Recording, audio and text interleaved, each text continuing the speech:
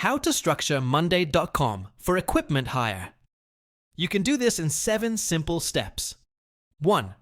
Start by creating a new board in Monday.com and naming it Equipment Hire. Choose a board type based on your team's workflow. 2. Add key columns such as Equipment Name, Availability Status, Assigned to, Due Date, and Condition. 3. Use a drop-down column to classify equipment into different categories, such as cameras, tools, or office supplies. 4th, set up automation to send alerts when equipment is overdue or when stock is running low. This helps in tracking efficiently. 5.